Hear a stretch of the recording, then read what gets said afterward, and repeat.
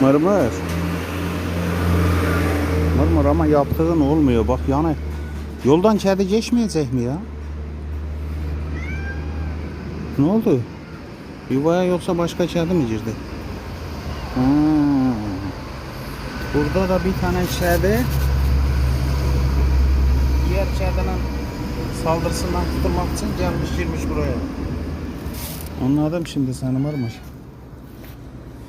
Demek ki sen onu korudun ha? Vay vay vay vay vay vay vay. Helal olsun sana Mırmır. Bak Mecnun abi. O siyah kedi var ya geçenlerde doğurmuştu, çocukları ölmüştü.